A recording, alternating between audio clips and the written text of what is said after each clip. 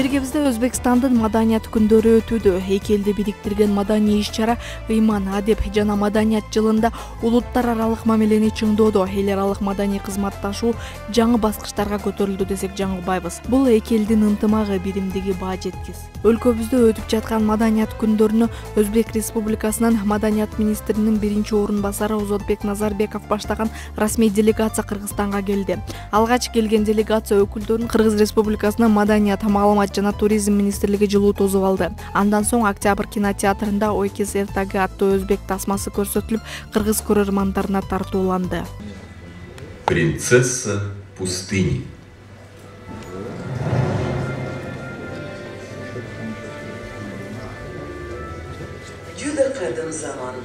Когда-то, давным-давно, на востоке стоял сказочный город Саранг. В его садах росли самые вкусные фрукты. Его прииски были полны золотом и серебром.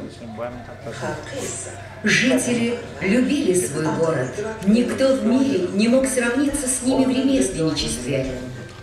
Shu kungacha ondan ortiq filmlarim bor. Bu eng oxirgi filmlarimdan biri Oyqiz ertagi Prinsessa Pustini. Yangi janrda ishlashga harakat qildim. Bu qanchalik o'sha tomoshabinlarimizga qiziq bo'lishini his etgan holda va buni o'sha qirg'iz tomoshabinlari bilan birga bo'lishga harakat qildik va qanchalik bu hozir mana qirg'iz tomoshabinlariga yoqishi, ularning qanchalik ko'nglidan joy olishi bu hozir ko'ramiz va suhbatlashamiz.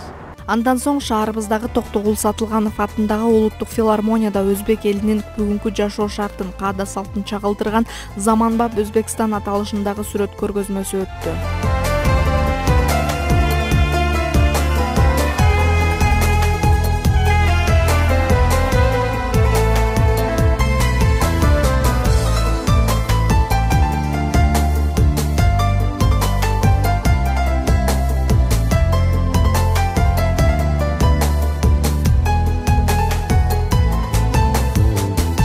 Акыркы 2017 жылы болуп жаткан жакшы иштер эки өлкөнүн мамилелеринин жакшырышы, чек аралары маселелери чечилип, чек аралардын ачылышы, маданий мекемелер ачылып, ушул жаатта кызматташуу, нечен кылымдык алакалары бар эки элдин достугун бекемдеди, дейт Кыргыз Республикасынын маданият, маалымат жана туризм министри Түгөлбай Казаков. Биздин эки өлкөнүн президенттеринин эмгеги аябай зор. Бул кишилердин туура жүргүзгөн саясатынын негизинде 17-жылы өтө эле көп эки элге тең жаккан, көздөрүнөн жаш тегереткен жакшы иш-чаралардын баардыгы болду. Мына бүгүн Өзбекстандын Кыргызстандагы маданий күндөрүнүн ачылышы болуп атат. Ушул ачылышка баардыгыңыздар куш келдиңиздер.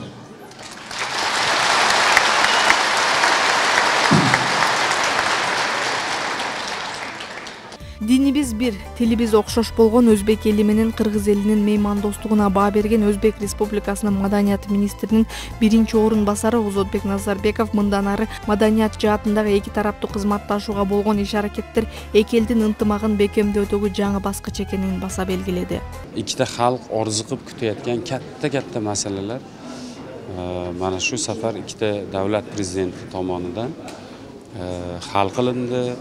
Ko'p bu qo'l qo'yilgan hujjatlar orasida asosan mana shu ikkita o'zbek va qirg'iz xalqining manfaatlari yotibdi. Bu ayniqsa chegaralardagi muammolar hal bo'lishi va yo'llarning ochilishi bugun qirg'iz o'zbek xalqini bordi keldi munosabatlarini shu darajada bir mustahkam yo'lga qo'yganki, mana bugun biz o'sha do'stlik chegarasidan o'tdik. O'sh shahriga ertalab 100 ga yaqin odam bizni kutib turgan edi. Bu nima desa, aynan bizda ham xuddi shunaqa. O'zbek xalqi ham shunaqa mehmondo'st, mehmonni ostonaga chiqib kutib olishni yaxshi ko'radi. Mana shu jihatdan hech qanaqa farq sezmadim. Hatto Qirg'iziston territoriyasiga o'tganimda ham men boshqa respublikaga kirib qolganimni sezganim yo'q, bilganim yo'q. Chunki har ikkala xalqni ham o'sha mehmondo'stligi, xushmuomalasi, mehmonni chiroyli kutib olishini o'zi o'sha bu xalqlarning birligini, dili, yuragi birligini bildiradi. O'zbek Respublikasынан kelген искусство чеберлери, маданият кызматкерлери, эстрада жылдыздары, бийчилер тобу, ырчы чоорчулар коштоп келген бул концертке келген эл абдан көп болду.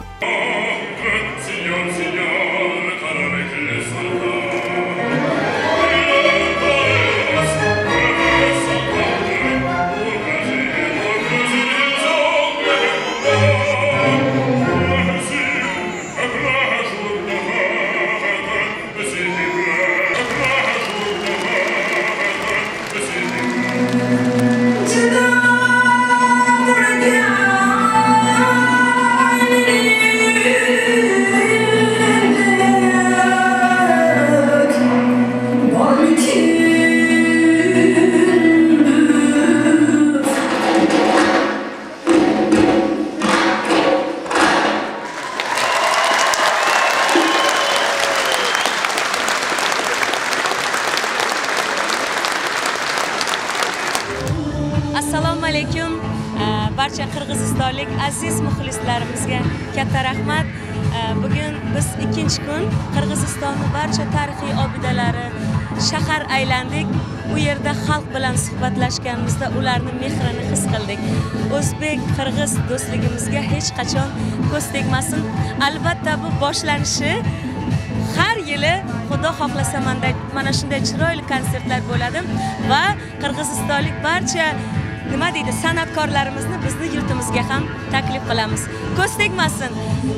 Do'stligimiz abadiy bo'lsin.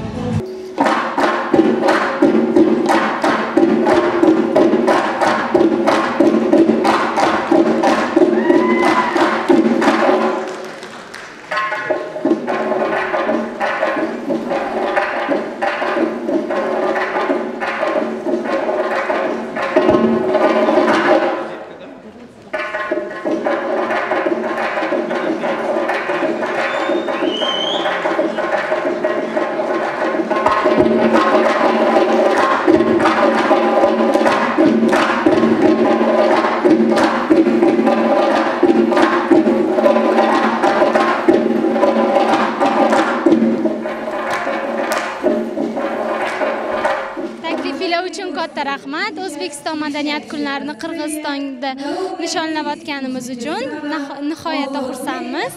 Katta rahmat sizlarga. Sizlar ham kelinglar O'zbekistonga.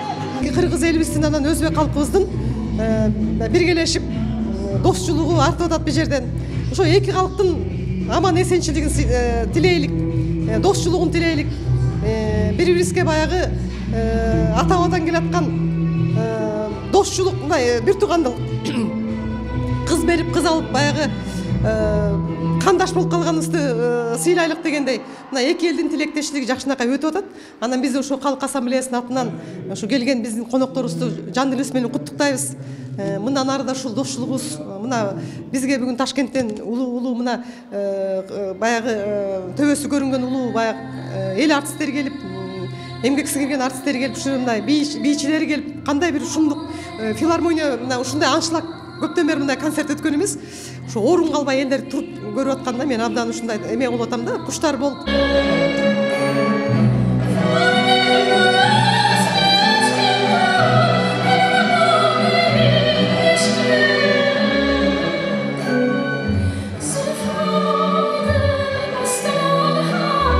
ikkita xalq o'rtasidagi chegara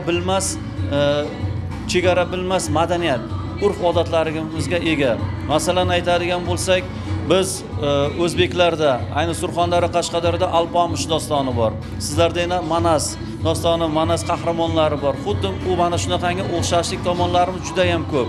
Biz mana shu hukumatimiz tomonidan mana shu yerga o'zimizni yaqin birodarlarimiz qirg'izistonliklarga konsert berish, ularga yanada O'zbekiston madaniyatini, san'atini, raqslarini, milliy kuy qo'shiqlarini namoyish etishga keldik. Menimcha bu O'zbekiston, Qirg'iziston o'rtasidagi do'stlik bir necha yillardan beri davom etib kelyapti. Endi bu qo'yilayotgan qadam esa undanda yanada ko'proq bo'layaptiki, menimcha bundan buyon O'zbekiston Qirg'iziston o'rtasidagi munosabat juda ham kuchayib boradi va menimcha bu narsa abadiy bo'ladi. Ал ортодо Өзбек Республикасынан келген Сурхан тобунун музыканттары кыргыз элинин музыкалык аспабы болгон Оғуз комуздуу репертуарларына колдоноорун айтышып, кыргыз күйлөрүнөн үзүндү ойноп беришти. Biz mana shu Surxon guruhi yigitlari o'zimizni repertuarlarimizga mana shu qirg'izcha chanqovuzni qo'shganmiz.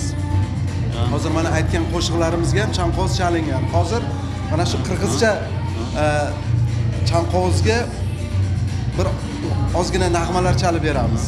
Boya gapimizni davom etadigan bo'lsak, ya'ni o'zbek qirg'iz madaniyatida o'xshashlik tomonlaridan ham biri mana shu. Bizlarda ham chanqovuz bor, sizlarda ham chanqovuz. Marhamat, chanqovuzda qirg'izcha chanqovuzda chalib beramiz. Marhamat.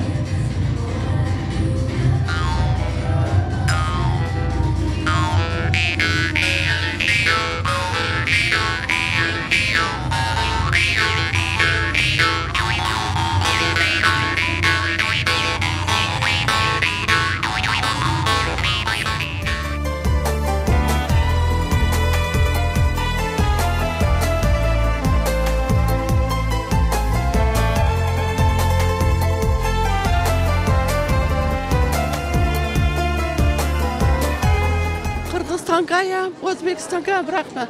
Shunchalik jip qilganiga oyoq omin. Hamisha yaxshilik bo'lsin, yomonlik bo'lmasin. Yaxshi turish va как это интересно, qarashida qarigan kempir biz ham keldi qarib ko'raylik deb. Men shu yurgan turganlarga rahmat. Endi o'ylab qochisham yetishga oldim. Allohu akbar. Rahmat. Qirg'iz o'zbek do'stligi bo'yicha konsert bo'ldi. Biz bu konsertga kelib mehmoni bo'lib o'tirdik. Juda ham yaxshi, juda ham maza qilib o'tirdik. Ilohim mana shu ikki davlatning do'stligi hech qachon uzilmasin. Har doim mana shunaqa chiroyli konsertlar bo'lib turaversin. Ilohim men Qirg'iziston fuqarosiman, Qirg'iz elim ham omon bo'lsin. O'zbekistonliklar ham hamma bir el, bir yurt bo'lib yuraylik. Ушул эле маданий иш-чаралар Ош шаарында уланууда. Анын алкагында өзбек тасмалары Сейтек кинотеатрында көрсөтүлсө, концерт Ибраимов атындагы Ош улуттук драма театрында өтүүдө.